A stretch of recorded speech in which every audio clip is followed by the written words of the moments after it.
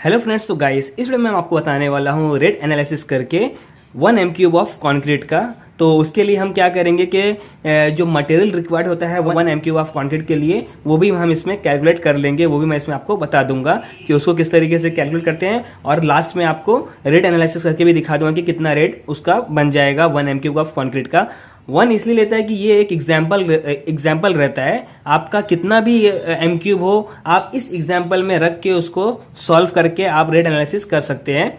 तो यहाँ पे मैं ऑलरेडी कैलकुलेशन करके रखा है ताकि ज्यादा टाइम ना लगे आपको समझाने में। तो यहाँ पे हम एग्जाम्पल के लिए मैं ले रहा हूँ 1 m³ of concrete M25 grade का। तो M25 ग्रेड का ले रहा हूँ तो इसका जो रेशियो रहता है उसका रेशियो रहता है 1:1:2, यानी कि 1 bag of cement, 1 bag of sand and 2 bag of aggregate. तो ये उसका रेशियो हो गया। अब क्या करेंगे, अब इसका हम सबसे पहले क्या निकालेंगे, मटेरियल रिक्वायर्ड की मटेरियल कितना लगने वाला है। अब जितना मटेरियल लगेगा उसके बाद ही हम उसको कॉस्ट की कॉस्टिंग कर सकते हैं।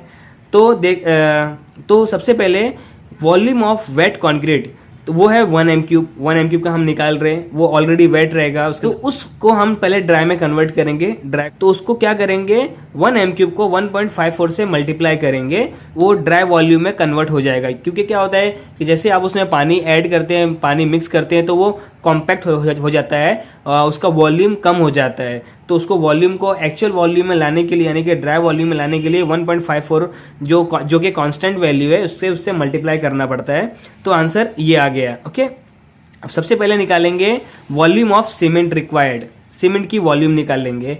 तो ये जो 1 है, ये 1 बैग ऑफ सीमेंट का, जो यहाँ पे सीमेंट का 1 रेशियो था, वो रेशियो मैंने यहाँ पे लिखा 1, जो कि सीमेंट का है। उसको डिवाइड करके यहाँ पे सम ऑफ द रेशियो करेंगे, यानी कि जो रेशियो है इसको हम पूरा प्लस कर देंगे 1 + 1 + 2, और उसको मल्टीप्लाई कर देंगे वॉल्यूम से, यानी कि 1.54 से। तो आंसर आ जाएगा 0.385 m³।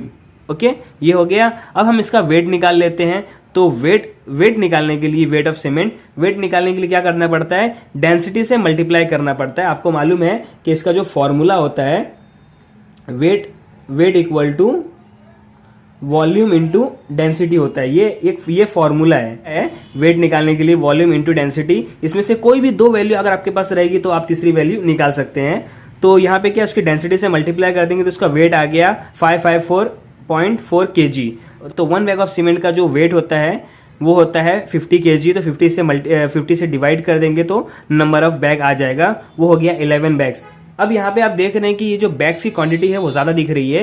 ज्यादा इसलिए दिख रही है कि यहाँ पे हम इसमें कोई भी केमिकल यूज नहीं कर रहे, और दूसरी बात ये प्योर कंक्रीट हम यूज कर रहे हैं। इसके अंदर कोई भी GGBS ऐड नहीं कर रहे, क्योंकि जैसे कि हम GGBS ऐड करते हैं तो क्या होता है कि अगर 8 बैग ऑफ सीमेंट यूज करेगा तो 3 बैग ऑफ GGBS यूज कर देगा। अगर 7 बैग ऑफ सीमेंट यूज करेगा तो 4 बैग ऑफ GGBS यूज कर लेगा।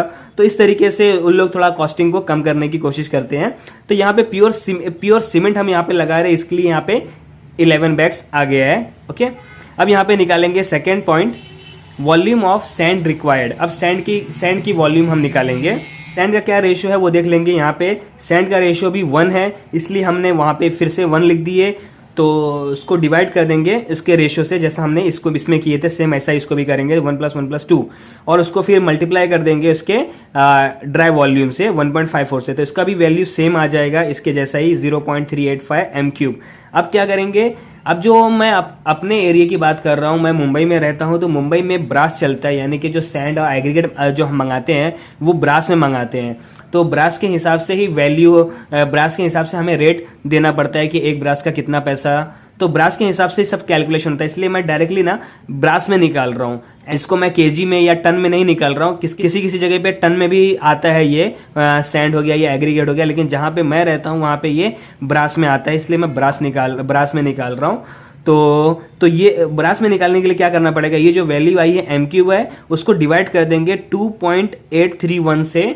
तो डायरेक्टली जो आंसर जो आएगा वो ब्रास में आ जाएगा, यानी कि इसी m³ को मैंने ब्रास में कन्वर्ट किया तो ये आ गया 0.136 ब्रास।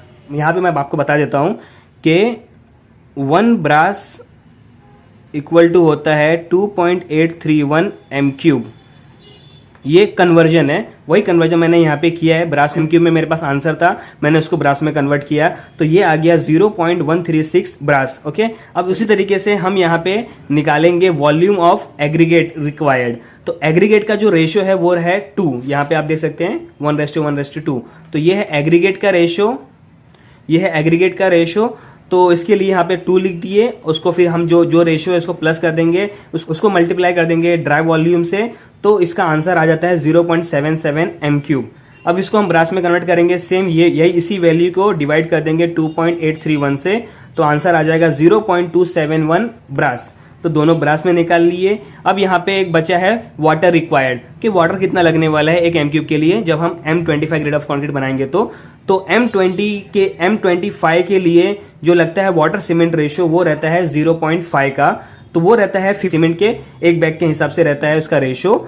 तो यानी कि 50 इंटू 0.5 करते हैं तो 1 बैग ऑफ सीमेंट में कितना वाटर मिक्स करना है वो आंसर आता है। तो यहाँ पे मैंने क्या किया, वाटर रिक्वायर्ड के लिए जो सीमेंट जितने भी केजी का आया था, यहाँ पे हमने जो निकाले थे 554.4, तो उसको हम मल्टीप्लाई कर देंगे 0.5 से, तो यहाँ पे 277.2 लीटर्स आ गया, यानी कि इतना वाटर लगेगा इसके लिए 1 m3 ऑफ कंक्रीट बनाने के लिए। ठीक है, अब यहाँ पे सब हमने निकाल लिए। अब बचा है कॉस्टिंग करने की, तो यहाँ पे मैंने कॉस्ट भी निकाल के रखा है। अब यहाँ पे हम देख लेते हैं, कॉस्ट ऑफ सीमेंट निकालेंगे सबसे पहला। तो वो 11 बैग्स आया था सीमेंट का, तो 11 यहाँ पे लिख दिए। उसका बैग का जो रेट है वो यहाँ पे लिख देंगे 350। जो मैं जिस एरिया में रहता हूँ, जिस इलाके में रहता हूँ, वहां पे 350 का रेट चल रहा है 1 बैग ऑफ सीमेंट का, इसलिए मैं 350 से मल्टीप्लाई कर दिया है। ये वेरी करेगा अलग अलग लोकेशन के हिसाब से, तो इसका आंसर आ जाता है ये 3850 आ गया उसका रेट।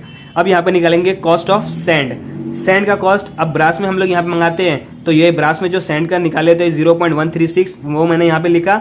अब मल्टीप्लाई कर दिया उसको पर ब्रास से, यानी कि जो एक ब्रास की जो वैल्यू है मेरे इलाके में सैंड की, ये सैंड एक्चुअली ये क्रश सैंड है, रिवर सैंड की बात नहीं कर रहा हूं मैं। तो इसकी जो वैल्यू है ये 4200 की है, तो यहाँ पे 4200 से इसको मल्टीप्लाई कर दिया तो ये 571.2 रुपीस आ गया। अब यहाँ पे निकालेंगे कॉस्ट ऑफ एग्रीगेट का। तो एग्रीगेट का जो ब्रास में हमने निकाले थे 0.271, वो यहाँ पे लिख दिए, और और इसमें अभी जो रेट चल रहा है जो हम लोग के इलाके में वो चल रहा है 2950। मल्टीप्लाई करेंगे तो आंसर आ जाएगा 799.4 रुपीस। तो ये जो रेट है ना, ये रेट वेरी कर सकता है, आप अपने इलाके में क्या चल रहा है वो आप देख सकते हैं।